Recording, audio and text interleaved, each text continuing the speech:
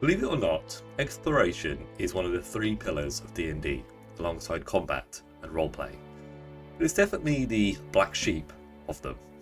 So many people seem to focus on everything else, but I feel that exploration gets left behind.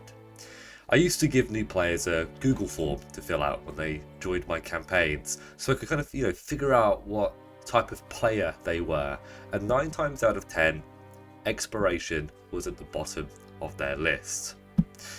Well, that and puzzles. But I think puzzles and exploration are very much intertwined. It's definitely a sub-factor within it. Do you know why that's the case? It's because exploration, survival, and in many cases puzzles, don't have any stakes. I'm a big Harry Potter fan, and the chess game in the Chamber of Secrets, that was exploration. That was a puzzle, and that definitely had stakes. And that's why it was so gripping, so exciting, so interesting to watch. If you create content that doesn't matter, why would your players care? It's funny because players value agency, and exploration gives so much opportunity for players to be able to choose and decide what they want to do.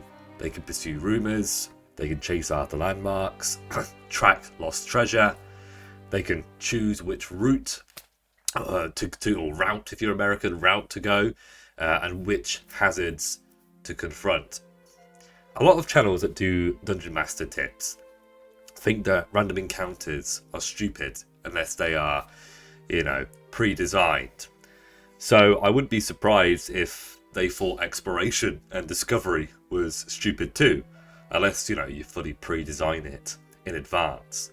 The pillar of exploration represents many things, and I think it's important that we kind of, define it here today before we continue with this video. It's not just about discovering locations, learning things, right? There's much more to it. It's traps, it's hidden passageways, ancient artifacts that have lore and story and meaning behind them, cryptic runes, clues, mysteries. I mean, literally everything, natural obstacles like rivers, cliffs and canyons, all of this falls under exploration. And specifically so in some of the cases survival, right, which I think is definitely in that as well. Sadly, when I ask players what their favourite part of the campaign was, it's never discovering a location or solving a puzzle. It's slaying the dragon, it's building the castle, becoming the king, and I think that's pretty fair. Let's be honest. I think most of you would probably agree that those are the things that are more interesting, and exploration is probably the most challenging pillar out of the three to do right. So let's discuss exploration and how you can implement different methods to make this pillar just as big as the others. As always, make sure you guys hit the like button if you'd like to subscribe to the channel, if you enjoy what I'm doing and want to help me work towards my next milestone, which is, I guess it's 10,000, isn't it? So we've got a way to go, guys. But thank you very much. Exploration can suck if you're not doing it right. It can be repetitive, it can be undramatic, and quite frankly boring. I mean, definitely. Some DMs feel like investing into exploration is just a waste of time.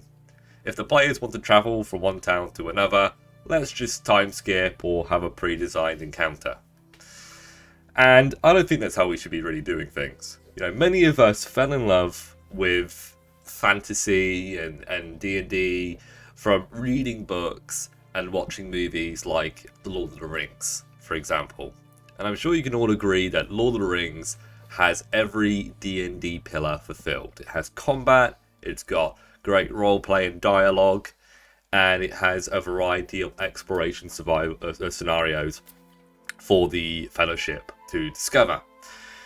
They have to deal with a lot of random encounters, as well as travelling through mysterious locations like, the Mines of Moria, for one, right? And what an amazing adventure that would be for a D&D group. Not like the entire travel, though that would be too, but just going through like the Mines of Moria. It has plenty of combat opportunities, but from discovering the the entryway and solving the puzzle to travelling through the great halls and finding Barnum's tomb. That is the definition of exploration. So let's get into the part of the video where we talk about implementation. This is really, really important. How do we provide opportunities for our players to explore? And I think the first way is by creating exploration encounters. These scenarios can be outdoor or indoor. Quite frankly, it can be anywhere, anytime. Have it in a dungeon, have it in a temple, have it in the throne room of a king, in a tavern.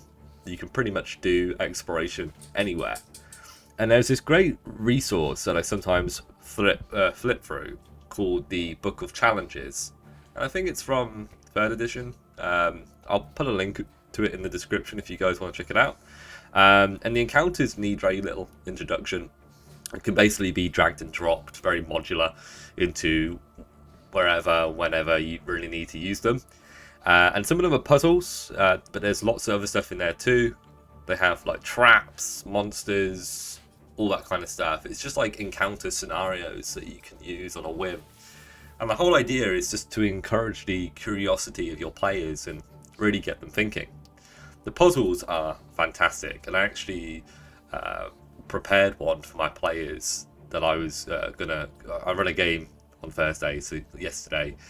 And I sorted out a puzzle, got it ready, but unfortunately they didn't get far enough to actually do it. We ended up getting pizza, and there was a lot of chit chatter, so we just didn't really get as far as I would have wanted. Maybe I should do a video about pacing, but I'm not sure I'm the best person to be talking about it. I don't know.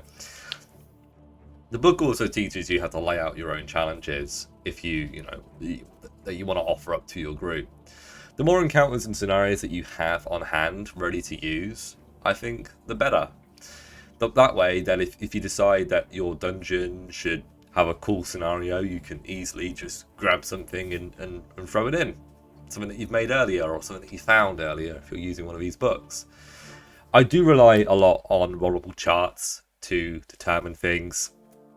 And also like pre-written content as well, like modules, adventures, stuff like that. It's the good old saying, good DMs borrow, great DMs steal. And I think these books that we have access to are just absolute game changers for making our games feel exciting and just great, If my players decide that they want to travel to a new village, I can just open up the village of Homlet or the Cult of the Reptile God, which are two pretty decent adventures. I've had bad experiences with the Cult of the Reptile God, but I think that was more of a DM issue than an adventure issue. Me and my group, we didn't want to fucking do it. Like, we got there and everybody was just so unpleasant because they were all a bunch of cultists. But it didn't help that like the DM did like 30 minutes of dialogue where he just explained how like the doors on the buildings looked. Just really like obscure information that we don't give a fuck about. Let's now jump to probably the most exciting part of the video, where we will focus on survival challenges and mechanics. Terrain, weather, and hazards impact your adventures a lot. At least they should do. You can create so many cool scenarios by considering simple survival concepts. You can have a scenario where the party realizes most of the rations are spoiled. So now, they need to find food. I know in comparison to like slaying demons, riding dragons, and traveling to other dimensions that, finding food in a forest doesn't seem super exciting, but I know from experience with even modern D&D players that they actually appreciate a natural hazard or scenario every once in a while to remind them of the condition of their mortality and the dangers that the natural world actually has. If you were dropped into our world, Earth, approximately 70%, that's 70% of the world's landmass would be dangerous if you didn't have any preparation, any real survival skills, or access to modern technologies. Consider the extreme environments like the deserts in our world, the jungles, the mountains, and the Arctic regions as well. You could die from exhaustion, hypothermia, dehydration, disease, or injury. right? You could get killed by wild animals like jaguars, alligators, bears. They can all eat you.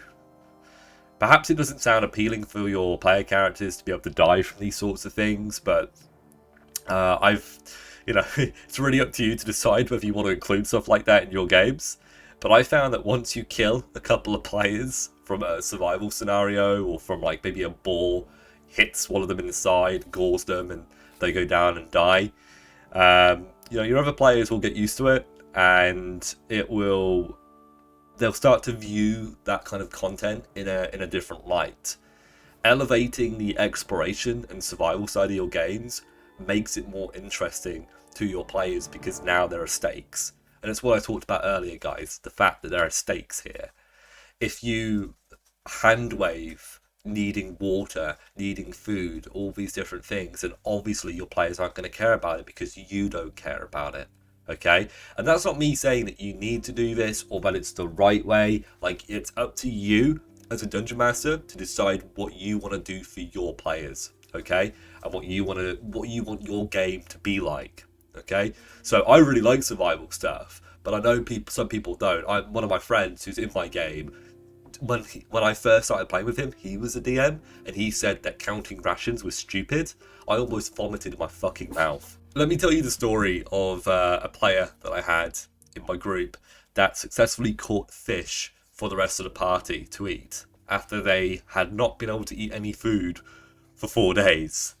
They were starving, they had multiple levels of exhaustion each, and that food was life-saving to the group and allowed the players to regain their strength for the journey ahead.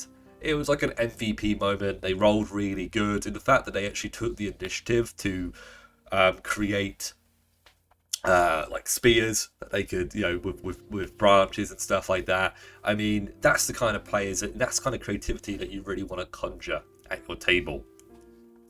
The thing that matters in your game are defined by you and then carried by your players. Create the culture that you want to play. If you want your game to be more high magic, then use, magical exploration. That's encountering places of power and magic, right? This could be a portal, a rift, a fey crossing, or an old shrine, floating cities, that sort of stuff. What do you guys think of this video? How much do you value exploration in your games? Would you like to see me do a deep dive of different survival mechanics that you can start using in your game and implement into different parts of your world? Let me know in the comment section below. As always, make sure to join my Discord if you'd like to get involved in my community and join our community events. And consider signing up to my Patreon, either as a free or paid member, to gain access to charts, tables, and all sorts of other things to level up your games. I'll see you guys next time on Loki's Lair. Until then.